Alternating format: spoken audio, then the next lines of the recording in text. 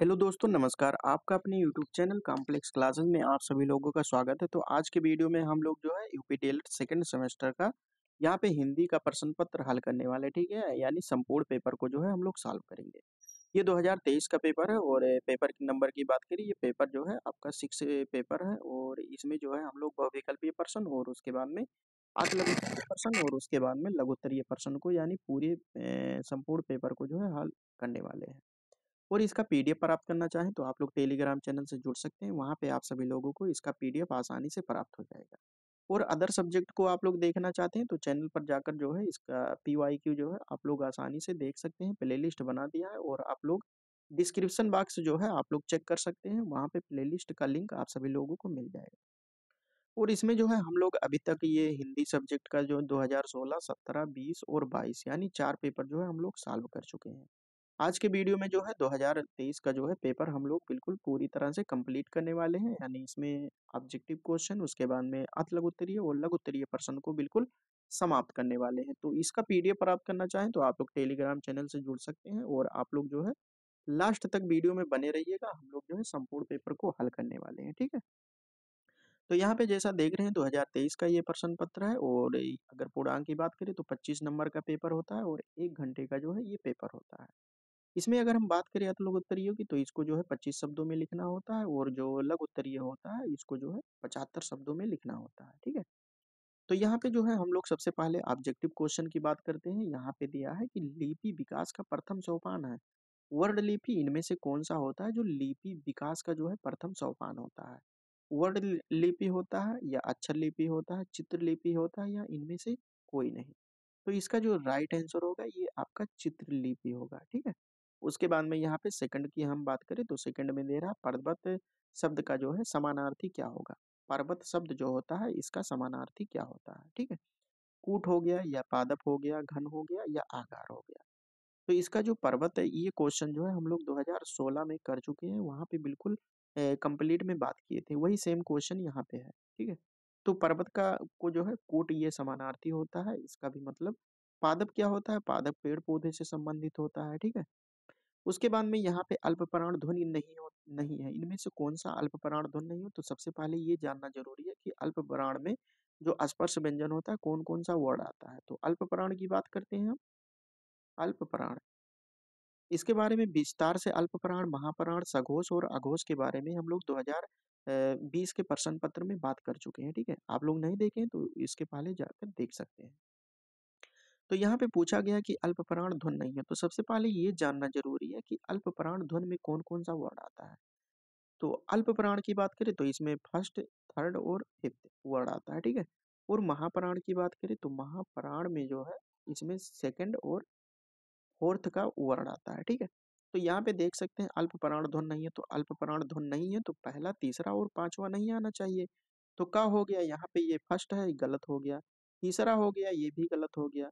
पा फा बा फा, पा फा बा, यहाँ पे ये बा जो है ये तीसरा हो गया, ये भी गलत हो गया। तो अल्पप्राण नहीं है कौन सा, यहाँ पे खा जो होगा ये सेकंड पे आएगा, ठीक है।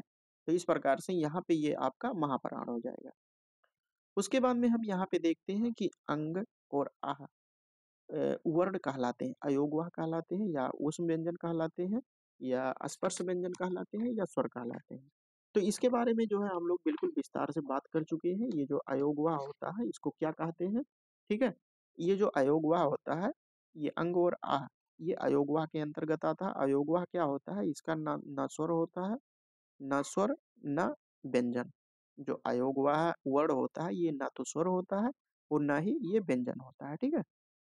इसका प्रयोग क्या किया जाता है कि स्वर और व्यंजन के बीच की कड़ी को जो है किया जाता है, ठीक है। ये स्वर हो गया और व्यंजन हो गया, ठीक है। तो अगर हम बात करें तो इसकी संख्या जो होती है अयोगवाह की, अयोगवाह जो है ये दो होता है। कौन कौन सा, यहाँ पे अंगा और आ दिया हुआ है। तो यही जो है दो वर्ड जो होते हैं ये अयोगवाह होते हैं। अगर आसपास व्यंजन की बात करें तो ये जो है 25 होता है। उस व्यंजन की बात करें तो ये 4 होता है, ठीक है। और स्वर हो गया आपका। उसके बाद में हम 5 नंबर की बात करते हैं, ये कामायनी के लेखक कौन है, ठीक है। तो यहाँ पे ये पहली बार 2016 से लेकर जो है अभी तक लेखक से संबंधित क्वेश्चन नहीं आया था, लेकिन इसमें जो है ये एक क्वेश्चन जो है दे दिया है। ये 2023 का पेपर है। तो कामायनी के जो है लेखक कौन है? मुंशी प्रेमचंद हो गया या जयशंकर प्रसाद, सूर्यकांत त्रिपाठी निराला हो गए या सुमित्रानंद पंत हो गए। तो कामायनी के लेखक की अगर हम बात करें तो जयशंकर प्रसाद जो है इसके लेखक हैं। तो यहाँ पे आप देख सकते हैं ये आंसर की आप सभी लोगों को मिल जाएगा टेलीग्राम पे, ये पीडीएफ आप सभी लोगों को प्राप्त हो जाएगा। ठीक है, यहाँ पे क्वेश्चन है आंसर की, डायरेक्ट आप लोग ऑब्जेक्टिव वन लाइनर भी करके पढ़ सकते हैं। उसके बाद में हम लोग जो है अतलकुत्तरीय प्रश्न देखते हैं, 25 शब्दों में इसको लिखना होता है। तो यहाँ पे देख सकते हैं लिखा है कि कहानी शिक्षण की विधियां बताइए। जो कहानी कोई भी कहानी हो गया उसका जब हम टीचिंग यानी बच्चों को पढ़ाते हैं तो उसकी विधियां क्या क्या होती हैं। तो कहानी सुनाना, कोई भी कहानी हो गया तो शिक्षक द्वारा जो है कहानी सुनाना, जिससे बच्चों में जो है सुनने की क्षमता और कल्पना शक्ति विकसित होती है। उसके बाद में है चित्रकला विधि। इसमें क्या होता है कि बच्चों को कहानी से संबंधित चित्र दिखाकर जो है कहानी को समझाया जाता है। और एक हो गया कहानी पाठन, यानी बच्चों से कहानी पढ़वाना और जिससे उनका पढ़ने का जो है कौशल और समझ जो है बढ़ती है। विविधता का प्रयोग मतलब बच्चों को जो है कहानियों के विभिन्न रूपों जैसे कविता, गीत और नाटक आदि को जो है सुनाना चाहिए। समूह चर्चा हो गया, यानी कहानी के बाद जो है बच्चों से उनको जो है संदेश और पात्रों और घटनाओं पर जो है आमने सामने बैठकर बच्चों की उस चर्चा करनी चाहिए। तो यहाँ पे हमने देखा जो कहानी शिक्षण होता है, इसकी विधियां क्या होती हैं बच्चों को पढ़ाने का। उसके बाद में हम यहाँ पे 9 नंबर में दिया है कि उच्चारण दोष के सामान्य कारक लिखिए। तो ये रिपीटेड क्वेश्चन है। उच्चारण दोष जो है किस प्रकार से हो सकता है, जैसे यहाँ पे देख सकते हैं निम्नलिखित दोष हो सकता है, जैसे शारीरिक कारक। शारीरिक मतलब शारीरिक विकृति हो या कमजोरी हो तो उसके द्वारा जो है उच्चारण गलत उच्चारित कर सकते हैं शब्दों को, वर्डों को। उसके बाद में मनोवैज्ञानिक कारक, इसमें जैसे हो गया घबराहट हो गया, तनाव, डर और आत्मविश्वास की कमी होने के कारण जो है कोई भी शब्द का उच्चारण हो गया तो वहां पे जो है दिक्कत हो सकती है। भाषाई दोष हो गया, यानी किसी विशेष भाषा का प्रभाव जिसके कारण सही ध्वनियों का जो है उच्चारण नहीं हो पाता है। शिक्षा की कमी, यानी सही उच्चारण की जानकारी का अभाव होता है। ठीक है, और अनुसरण, यानी बच्चों को गलत उच्चारण सुनकर जो है उसे अपना लेते हैं, तो उसके द्वारा जो है गलत उच्चारण ये करने के सभी कारक हो सकते हैं। मौखिक अभिव्यक्ति के सोपान की बात करें तो ये जो है आपका 8 नंबर का क्वेश्चन है। तो मौखिक अभिव्यक्ति यानी मुख के द्वारा जब हम बोलते हैं अपने अंदर के विचारों या भाव को प्रदर्शित करते हैं तो उसे मौखिक अभिव्यक्ति कहते हैं। तो मौखिक अभिव्यक्ति का मतलब हो गया, जैसे यहाँ पे इसके सोपान क्या क्या होते हैं, जैसे सुनना हो गया तो सही सुनने की क्षमता को जो है विकसित करना, बोलना हो गया स्पष्ट और प्रभावशाली ढंग से जो है बोलने की कला सीखना। उसके बाद में हो गया वाचन हो गया, यानी सही उच्चारण शब्दों को जो है चयन करने के लिए किसी सामग्री का वाचन करना। समझाना मतलब किसी विचार या विषय को जो है सरल और अस्पष्ट तरीके से किसी दूसरे को जो है समझाना। प्रस्तुति हो गया मतलब आत्मविश्वास के साथ अपने भाव को जो है विचारों को जो है दूसरों के सामने प्रस्तुत करना। तो यहाँ पे हमने देखा जो मौखिक अभिव्यक्ति होती है इसके सोपान क्या क्या होते हैं। 9 नंबर में दिया है कि शब्द की शक्तियों का उल्लेख कीजिए। जो शब्द की शक्ति होती है इसका जो है उल्लेख करना है। तो प्रमुख शक्तियाँ कौन-कौन सी होती है, जैसे नामकरण शक्ति हो गया, इसमें जैसे शब्द किसी वस्तु, व्यक्ति, स्थान की जो है नामकरण करते हैं। कोई भी शब्द हो गया, व्यक्ति हो गया, स्थान हो गया, तो उसका हम नामकरण कर सकते हैं। तो शब्द की जो है प्रमुख शक्तियाँ नामकरण हो गया। उसके बाद में है वर्णन शक्ति, यानी शब्द किसी वस्तु या घटना का जो है वर्णन करते हैं। उसके बाद में है भाव व्यक्त करने की शक्ति, यानी शब्द जो होता है, शब्द हमारे विचार, भावनाओं और अभिव्यक्तियों को जो है व्यक्त करता है। तो यहाँ पे शब्द की प्रमुख शक्तियों के बारे में बताना है। 4 नंबर में दिया है कि संकेत शक्ति। शब्द जो है किसी चीज की ओर जो है संकेत करने की काम करते हैं। उसके बाद में है विवरण शक्ति, यानी शब्द किसी विचार या बात का जो है विस्तार से जो है उस पे विवरण दिया जाता है, कोई भी शब्द हो गया। उसके बाद में इसके आगे हम बात करते हैं हिंदी व्याकरण के अनुसार वाक्यों के प्रकार लिखिए। ठीक है, जो वाक्य होते हैं हिंदी व्याकरण में कितने प्रकार के वाक्य होते हैं इसके बारे में हम देखते हैं। तो वाक्य मुख्य रूप से जो है 5 प्रकार के होते हैं। एक हो गया सामान्य वाक्य।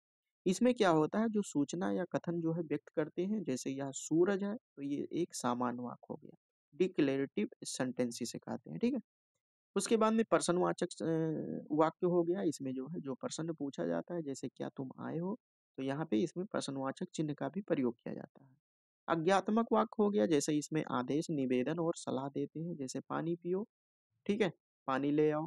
तो ये सभी जो है आज्ञात्मक वाक्य हो गया।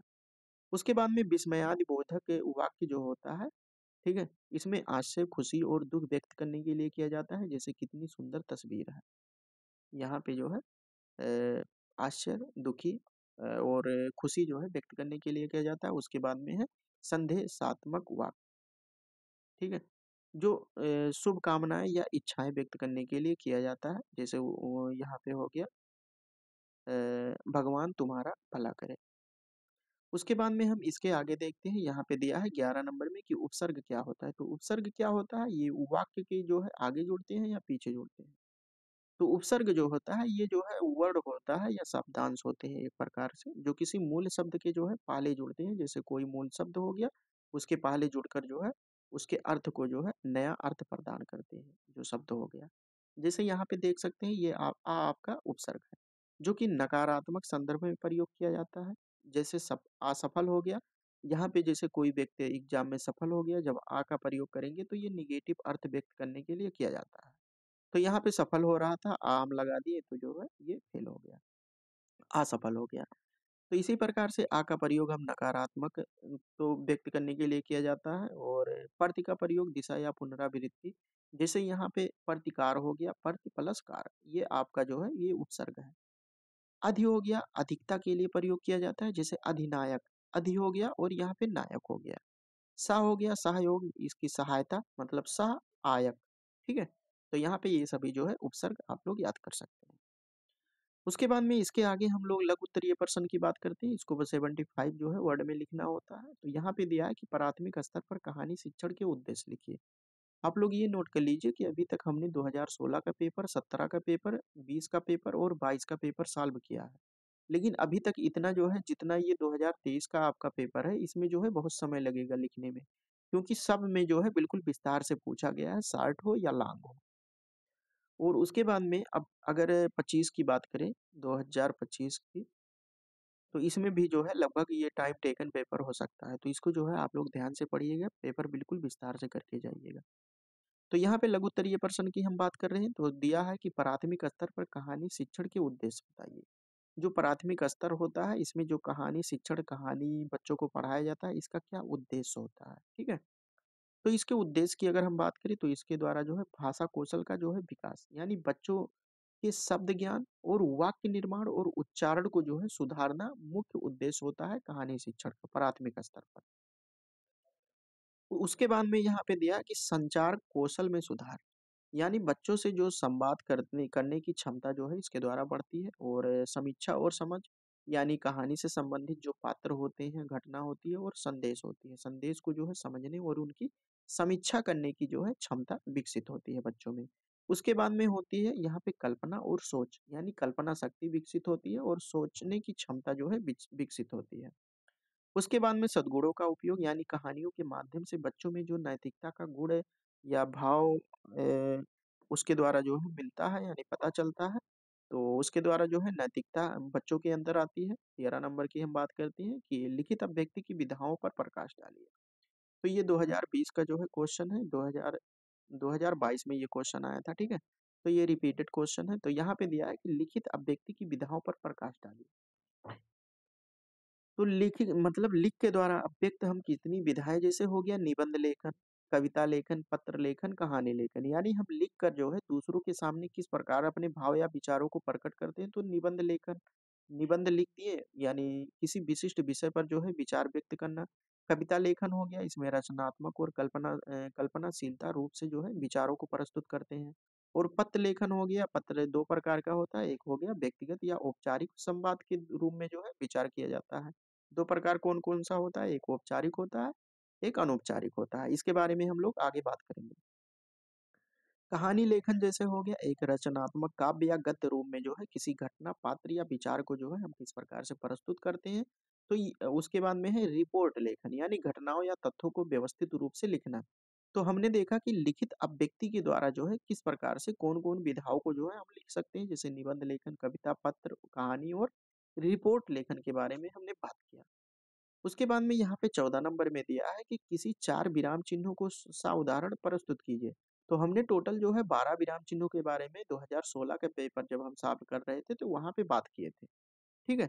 तो ये जो है आप लोगों को ये रिपीटेड यानी इम्पोर्टेंट क्वेश्चन है, विराम चिन्ह से जो है एक क्वेश्चन पूछा जाता है, यानी विराम चिन्ह से आप क्या समझते हैं इसके बारे में पूछा जाता है, या जो 12 प्रकार होते हैं उनमें से किन्हीं 2 या 3 विराम चिन्हों के बारे में पूछ लिया जाता है। तो सबसे पहले हम देखते हैं पूर्ण विराम। तो पूर्ण विराम का प्रयोग वाक्य के अंत में किया जाता है, ठीक है? और वाक्य की समाप्ति को जो है दर्शाता है। जैसे हो गया यह एक अच्छा दिन था, तो यहाँ पे जो है वाक्य की समाप्ति हो गई, तो यहाँ पे पूर्ण विराम। अल्प विराम इसको जो है छोटे-छोटे ठहराव के लिए उपयोग किया जाता है और इसका प्रयोग बीच में किया जाता है। जैसे यहाँ पे देख सकते हैं अल्प विराम, राम, श्याम और मोहन खेल रहे हैं। तो इसको जो है अल्प मतलब कम समय तक रुकने के लिए जो है अल्प विराम का प्रयोग किया जाता है। प्रश्नवाचक चिन्ह हो गया, इसको जो है प्रश्न पूछने वाले वाक्य के अंत में किया जाता है, जैसे तुम कहाँ जा रहे हो? ठीक है? उसके बाद में हम यहाँ 4 विराम चिन्ह, तो एक हो गया विस्मयादिबोधक। तो इसका प्रयोग कब किया जाता है? जब आशय, खुशी या किसी अन्य भाव को जो है व्यक्त करने वाले वाक्य के अंत में जब प्रयोग किया जाता है, तो इसको जो है विस्मयादिबोधक चिन्ह कहते हैं। जैसे क्या सुंदर दृश्य है। उसके बाद में उपसर्ग और प्रत्यय में क्या अंतर होता है, इसके बारे में हम देखते हैं। तो उपसर्ग के बारे में इसी वीडियो में हम लोग देख चुके हैं कि उपसर्ग क्या होता है, कि किसी शब्द के जो है पहले लगता है और प्रत्यय जो है बाद में लगता है। तो इसके अंतर को जो है यहाँ पे बताना है। तो उपसर्ग वह शब्दांश होता है जो से किसी शब्द के पहले जुड़कर जो है नया अर्थ यहाँ पे देख सकते हैं, ये पहले जुड़ता है और ये अंत में जुड़ता है शब्द के, ठीक है? ये प्रत्यय हो जाएगा और ये आपका उपसर्ग हो जाएगा। जैसे आ हो गया, अगर सफल में जो है हम आ लगा देते हैं, तो यहाँ पे असफल हो जाएगा, वो विपरीत अर्थ देता है, जैसा कि हमने पहले बात किया। जैसे दिन हो गया, इसमें प्रति हो गया, यानी प्रतिदिन मतलब डेली हो गया यहाँ पे, ठीक है? उसके बाद में प्रत्यय की हम बात करते हैं, तो यहाँ पे ता हो गया, यानी समान, समानता, पन, राज, पन, ठीक है? तो हमने बात किया कि उपसर्ग और प्रत्यय में क्या अंतर होता है, ये पहले लगता है उपसर्ग में किसी शब्द के, और अंत जो किसी शब्द के अंत में जो लगता है, ये प्रत्यय होता है। उसके बाद में हम यहाँ पे बात करते हैं, जो समास के बारे में बात करते हैं। अव्ययीभाव समास को परिभाषा दीजिए, स्व उदाहरण यानी परिभाषा दीजिए और उसके बाद में उसके उदाहरण लिखिए। तो अव्ययी भाव समास की हम बात करते हैं, तो वह समास जिसमें एक सदस्य जो है अव्यय, जिसे किसी अन्य शब्द से जो है जोड़ने की आवश्यकता नहीं होती है, होता है, और दूसरा सदस्य जो होता है मतलब दूसरा पद होता है, यहाँ पद के संदर्भ में सदस्य का प्रयोग किया गया है, तो एक संज्ञा या क्रिया होती है, ठीक है? जो उस अव्यय के साथ मिलकर जो है नया अर्थ देता है। अब उदाहरण की बात करें, जैसे यहाँ पे अर्ध नग्न हो गया, तो अर्ध हो गया, नग्न हो गया। इसमें ये नग्न जो है, ये यहाँ देख सकते हैं कि दूसरा शब्द जो होता है ये संज्ञा या क्रिया होती है। तो आधा नग्न हो गया, अर्ध नग्न। उसके बाद में हो गया यहाँ पे दुर्गम, दूर प्लस गम, तो जिसे जाना मुश्किल हो, यानी जहाँ पर जाना मुश्किल हो दुर्गम स्थानों से कहते हैं, ठीक है? उसके बाद में यहाँ पे 16 नंबर में बात करते हैं, सर्वनाम किसे कहते हैं? सर्वनाम के प्रकार की बात करना है। सर्वनाम के प्रकार की बात करना है। तो सर्वनाम क्या होता है, कि किसी शब्द मतलब सर्वनाम वह होता है जो संज्ञा के स्थान पर जो है प्रयोग किया जाता है, उसी को हम सर्वनाम कहते हैं। सर्वनाम की अगर हम बात करें, तो सर्वनाम की अगर हम बात करें, तो यहाँ पे देख सकते हैं फर्स्ट नंबर की बात करें, तो ये पुरुषवाचक सर्वनाम हो गया। इसमें क्या होता है कि किसी व्यक्ति या वस्तु के बारे में बताता है, जैसे मैं हो गया, तुम हो गया, वह हो गया, ठीक है? ये पुरुषवाचक सर्वनाम हो गया। प्रश्नवाचक में क्या होता है, जो प्रश्न पूछने के लिए प्रयोग किया जाता है, जैसे कौन, कौन विद्यालय गया, क्या यह खरगोश है, किसे, ये सभी जो है प्रश्नवाचक सर्वनाम होते हैं। निश्चित सर्वनाम क्या होता है, यह विशेष व्यक्ति या वस्तु को जो है दर्शाता है, जैसे यह हो गया, वह हो गया। और अनिश्चित में क्या होता है, कि इसमें जो है निश्चित नहीं होती, यानी वस्तु का उल्लेख नहीं मिलता है, यानी निश्चित व्यक्ति या वस्तु का उल्लेख नहीं मिलता है। जैसे हो गया कोई, कोई में कौन-सा, सब हो गया, कुछ हो गया, ठीक है? सब में सब हो जाएगा, ठीक है? इनमें किसी एक पार्टिकुलर की बात नहीं किया गया है। उसके बाद में हो गया संबोधन सर्वनाम, या किसी से जो है संबोधन करने के लिए किया जाता है, जैसे हे, हो, ओ, ये सभी जो है सर्वनाम के बारे में बात किया और कितने प्रकार के होते हैं। अब हम लोग देख रहे हैं कि औपचारिक पत्र और अनौपचारिक पत्र में क्या अंतर होता है, ठीक है? तो औपचारिक पत्र क्या होता है, जो यह एक प्रकार का पत्र होता है जो सरकारी या व्यापारिक किसी अन्य औपचारिक कार्य के लिए जो है लिखा जाता है। इसमें जो है शिष्टाचार का पालन किया जाता है। लेकिन जो यहाँ पे जैसे देख सकते हैं आवेदन पत्र, शिकायत पत्र। अनौपचारिक पत्र में क्या होता है, इसमें जो है शिष्टाचार का जो है मतलब पालन नहीं किया जाता है। जैसे इसमें हो गया व्यक्तिगत और दोस्तों संबंधी को जो है संवाद के लिए लिखा जाता है, जिसमें एक स्वाभाविक और अनौपचारिक भाषा में लिखा जाता है, अपनी भाषा में मतलब लिख सकते हैं। जैसे हो गया मित्र को जो पत्र लिखते हैं और परिवार को जो पत्र लिखते हैं। तो इस प्रकार से हमने जो है यहाँ पे अन्य सभी पेपर देखने के लिए आप लोग जो है प्लेलिस्ट को आप लोग चेक कर सकते हैं। तो यहाँ पे हमने कितने पेपर की बात किया है? अभी तक जो है हम लोग यहाँ पे 2016 कंप्लीट किए हैं, 17, 20, 22 और 23, ठीक है? 24 का अभी एग्जाम नहीं हुआ है, तो एग्जाम जब हो जाएगा तो इसका भी जो है हम लोग पेपर देखेंगे। तो ये 2016 यहाँ पे 1 हो गया, 2 हो गया, 3 हो गया, 4 और 5, यहाँ पे हम लोग जो है 5 ईयर का पेपर जो है बिल्कुल कंप्लीट कर चुके हैं। तो आप लोग जो है अगर समय नहीं है एग्जाम के टाइम पे जो है अगर पेपर सॉल्व करना चाहते हैं, अगर पास होना चाहते हैं, बैक ना लगने पाए तो उसके लिए आप लोग क्या करिए कि जो है केवल जो है पीवाईक्यू को जो है आप लोग सॉल्व कर लीजिए। इसके अलावा जो है राजन सीरीज और उसके बाद में कोई भी लेक्चर देखने की आवश्यकता नहीं है आप सभी लोगों को, केवल जो है पीवाईक्यू करके जाइए। बिल्कुल बैक नहीं लगेगा, ठीक है? तो चलिए हम लोग जो है इसके बाद का पेपर जो है देखेंगे किसी अन्य सब्जेक्ट का। तो आप लोग जो है पढ़ाई करते रहिए और इसका पीडीएफ प्राप्त करना चाहें तो आप लोग टेलीग्राम चैनल से जुड़ सकते हैं। वहाँ पे जो है आप सभी लोगों को इसका जो है प्रीवियस ईयर क्वेश्चन का पीडीएफ आसानी से प्राप्त हो जाएगा। सोशल मीडिया से जुड़ना चाहें तो आप लोग जुड़ सकते हैं और वीडियो किस प्रकार से अच्छा लगा आप लोग फीडबैक देना चाहें तो कमेंट बॉक्स में जो है दे सकते हैं। और अपने दोस्तों के पास जो है वीडियो शेयर कर सकते हैं और अभी तक जो लोग चैनल को सब्सक्राइब नहीं किए हैं सब्सक्राइब कर सकते हैं। तो चलिए दोस्तों हम लोग जो है अगले वीडियो में मिलते हैं। तब तक के लिए जय हिंद, जय भारत।